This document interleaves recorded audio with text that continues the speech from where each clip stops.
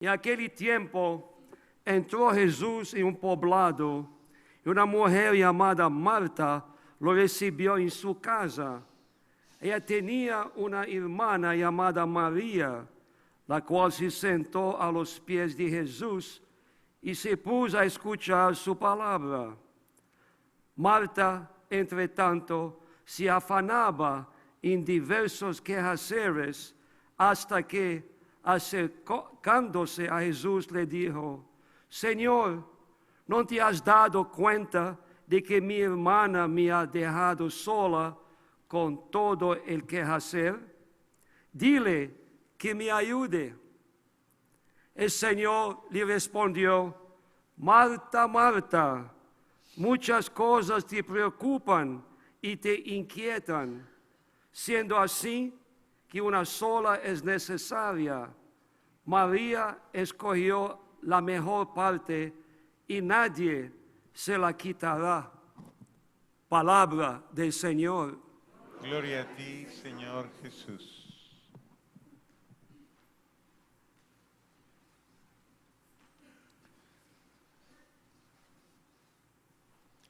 Continuando la reflexión de ayer,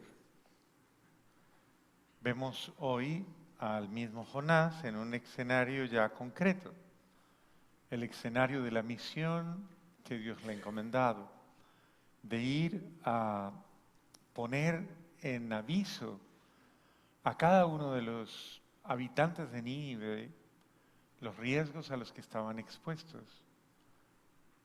Y esto es un acto de misericordia ya, ¿no? Ya es un acto de bondad. Porque a veces nosotros no vemos los riesgos que tenemos. A veces podríamos pensar que nosotros también a veces no tenemos la prudencia o la mirada o la sensatez. A veces nos estamos equivocando y puede ser que no caigamos en cuenta de que nos estamos equivocando. Y a veces hace falta esa mirada del otro que me ayuda a darme cuenta de que tal vez sí estoy fallando, estoy caminando mal. Podríamos tener la tentación de pensar que la figura aquí es Jonás, pero yo personalmente pensaría que la figura no es Jonás. Jonás debe cumplir una misión que es la misión profética, de poner en aviso, poner en conocimiento a Dios. Es como la figura del Padre misericordioso, que todos ustedes la conocen como el Hijo pródigo. Y todo el mundo piensa en el Hijo pródigo, pero la figura no es el Hijo pródigo, la figura es el Padre misericordioso. Lo mismo diríamos de esta lectura. La figura en realidad no es Jonás, en realidad es el rey, quien siendo dócil escucha la voz de Dios. Y es conmovedora la actitud del rey, porque escucha la voz de Dios, está a la escucha del Señor, dispuesto a que Dios le hable. O sea, recibe la palabra de Dios, la acoge. Esta es tal vez una de los privilegios más grandes que uno puede encontrar. Alguien que escuche. Créanme que esto es de lo más. Por eso creo que es un don. Uno debe pedirle a Dios: Señor, dame el don de escuchar tu palabra, de acogerla en mi vida, de saber escuchar tu palabra. La Santísima Virgen María es la primera de aquellos que supo recibir la palabra y de tal manera la recibió que se encarnó en ella, se hizo vida en ella. Entonces, de nada sirve que Dios le hable al ser humano si el ser humano no le escucha. Por muchos medios, dice el libro de los Hebreos, comenzando en sus primeros capítulos, de muchas formas, de muchas maneras Dios ha hablado a los hombres, de muchas formas Dios ha hablado. ¿Sí? Porque Dios no agota, es decir, Dios busca todos los recursos para poderle hablar al ser humano, al hombre, a su criatura amada. Dios agota todos los medios para poderle llegar al hombre porque le interesa salvar a ese hombre. Y por muchos medios le ha hablado, y eso lo resalta la carta a los Hebreos. De muchas formas ha hablado Dios. Y dice, precisamente introduciendo, ahora nos ha hablado en su Hijo Jesucristo. Y hay muchas formas, uno puede interpretar todas las formas de manifestación de Dios del Antiguo Testamento. A ellas se les llaman con diferentes nombres que utiliza la teología para designarlas. Una de las formas se llaman teofanías. ¿Han oído hablar de eso? Entonces la gente dice, es una teofanía. Es una manifestación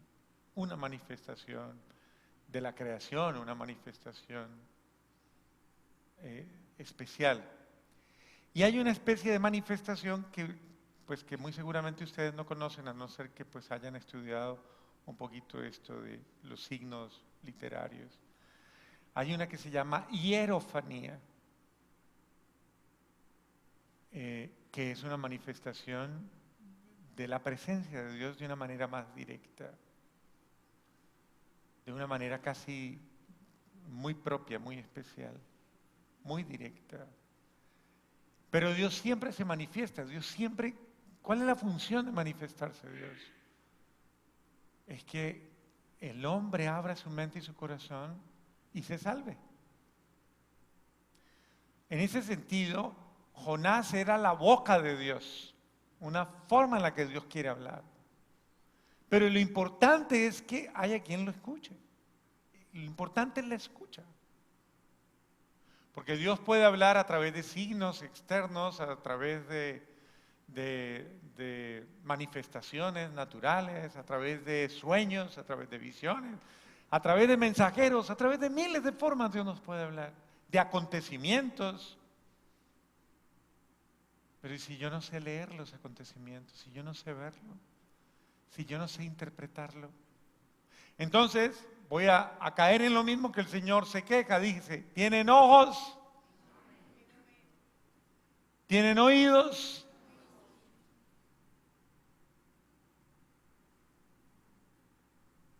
y entonces puede decir otra cosa mucho más fuerte.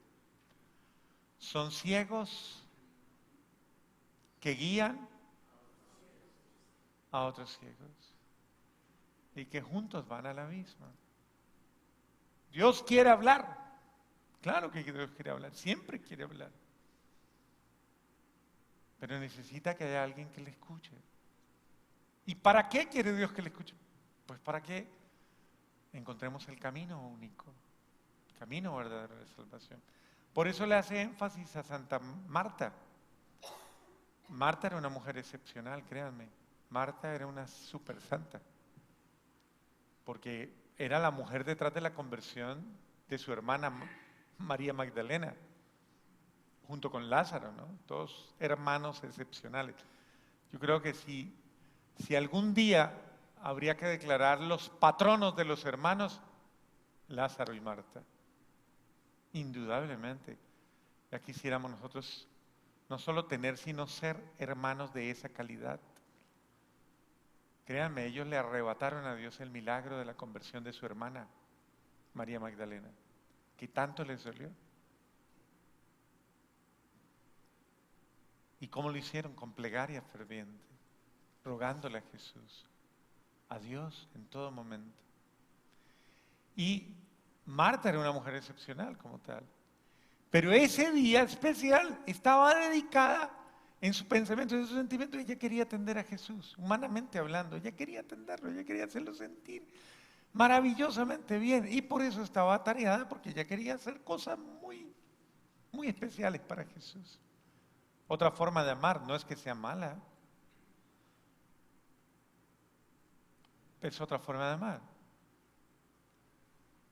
Pero cuando Marta establece el contraste entre María y ella, ahí es donde Jesús encuentra un motivo para darle una lección a Marta y para llevarla a otro nivel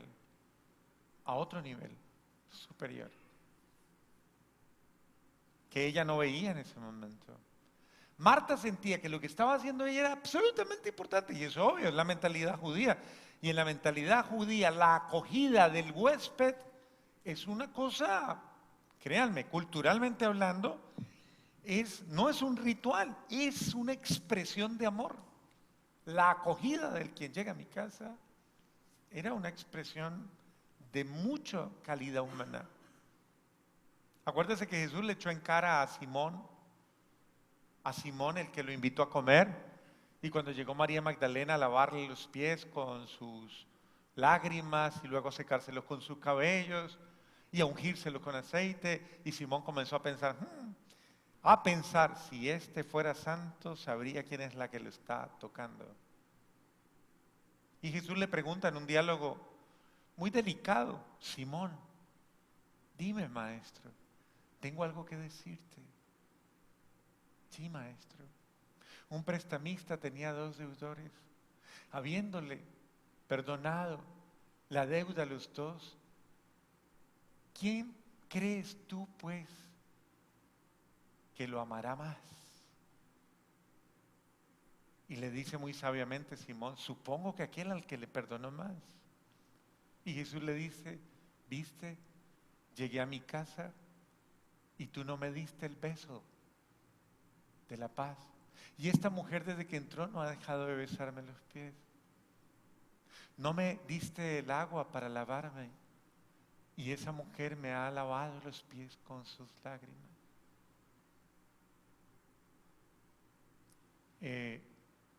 Es decir, y Jesús le echa en cara, hay otra que no me acuerdo cuál es, y le dice, y esta mujer desde que entró no ha dejado de expresarme su amor.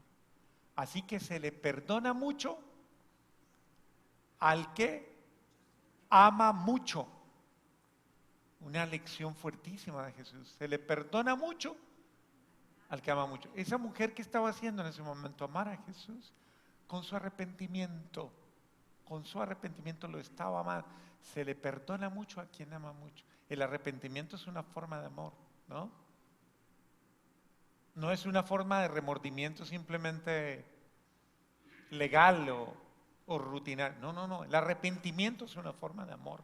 Es una forma de haber escuchado la voz de Dios en mi corazón y de haber descubierto en mí que a Él no le agrada. Y entonces yo lo busco para reconciliarme con Él y para estar en armonía con Él.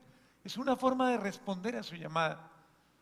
Cuando yo estaba joven y era muy difícil callar a los jóvenes, ustedes saben que callar a los jóvenes, sobre todo en los grupos y todo esto, cuando estamos en algarabía, o estábamos cuando yo era joven, cuando estábamos en algarabía, eso era muy difícil callarlos. Y la única forma que yo encontraba sabiamente de callarlos era una frase que a mí me encantó desde que la escuché la primera vez, pero que era cierta. Yo les decía siempre esta frase, repetida por alguien muy ungido de Dios, que le dijo: acuérdense que escuchar es una forma de amar. Escuchar es... ¿Usted se siente amado cuando siente que alguien le escucha o no? De hecho, la crisis de muchos en las familias es: yo hablo y hablo, digo y digo en esta casa, pero no. Entonces, ¿para qué hablo? ¿Para qué digo más nada? Si ya aquí no me escucha nadie. Así no es que dicen. O lo otro que decimos es: pero ¿para qué les hablo más? Y les hablo, les digo y les entra por esta y les sale por la otra. Así no es que dicen. Bueno, María, en la confrontación de Marta, María está haciendo algo que obviamente estableciendo en ese momento en una escala de valores, de principios, de prioridades. Jesús se la deja clara a Marta. Marta, él la amaba profundamente. Marta, Martica. Yo estoy seguro que él la trató con mucho cariño. Te esfuerzas demasiado, te agobias, te azaras demasiado. por, por atender, por hacer cosas que consideran que son muy importantes. María, en cambio, ha elegido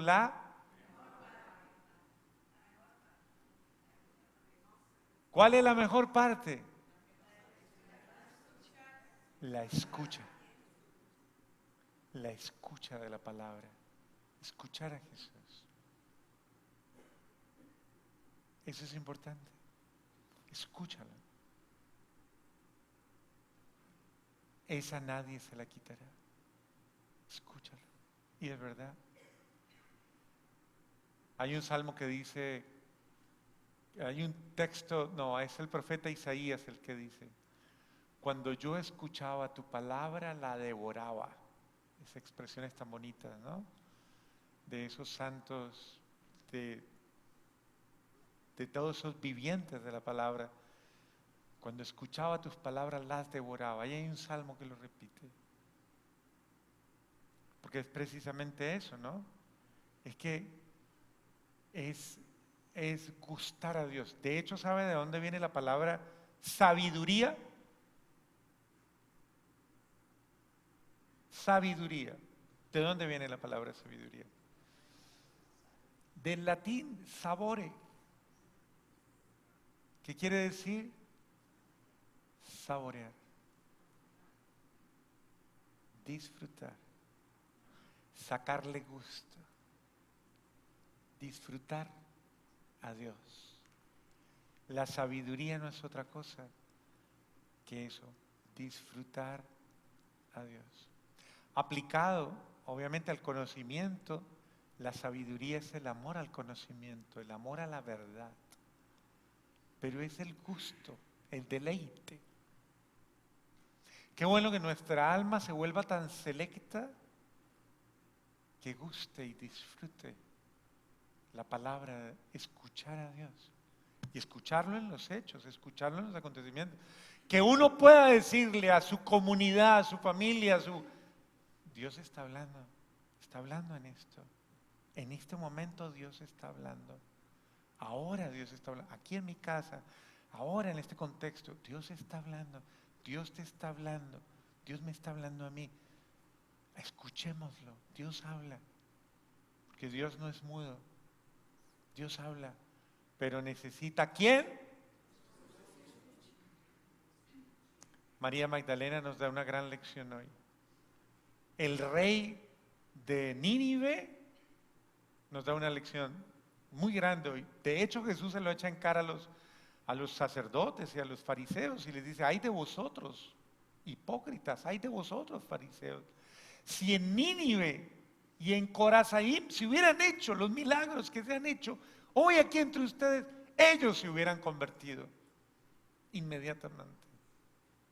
Y dice, y sin embargo, aquí hay uno que es más grande que Jonás. Ellos se convirtieron, o sea, de hecho ellos se convirtieron. Entonces, ¿cómo cada uno de nosotros debe saber que debe tenerlo? Mire, en la escucha hay una dosis de humildad muy grande. Es que la escucha es cosa de humildes. La no escucha es cosa de soberbios, de arrogantes y de personas que no son dóciles. La escucha es cosa de humildes, es un acto de humildad. Lo que hizo el rey de Nínive fue ser humilde en la escucha. Y llamó a todo el mundo y a todo el mundo les dijo, Dios ha hablado. Escuchémoslo. A todo, su mandato fue, Dios está hablando. Hagamos lo necesario para que Dios vea nuestro arrepentimiento y Él nos perdone y no nos destruya. Y es impresionante ese pasaje. Porque qué bello es Dios se conmueve, se estremece cuando alguien le escucha y hace lo que Él quiere. La mayor alegría del ser humano, y eso es sabiduría, Es otro texto del Eclesiastés, es el temor de Dios, dice. ¿Qué es el temor de Dios? No es el miedo a Dios, es el escuchar la palabra de Dios y obedecerla, cumplirla, hacerla. Tal vez en su casa usted ha oído decir esta frase: ¿cuántas veces tengo que decirle esto? ¿Ha escuchado esa palabra en su casa? ¿Cuántas veces tengo que repetirlo? ¿Sí? ¿Usted cree que el Señor va a tener que decirnos a nosotros exactamente lo mismo? ¿Cuántas veces tengo que decirte esto? ¿O de cuántas formas? Qué bueno que yo fuera tan dócil, tan humilde, tan disponible, que bastara solamente hoy para escuchar y cambiar. Que esto fuera suficiente. Le daríamos una gran alegría a Dios. Como se la dio María Magdalena. Ella lo agradó, le hizo el mayor agrado que Jesús, escuchando su palabra y cambiando de vida, absolutamente.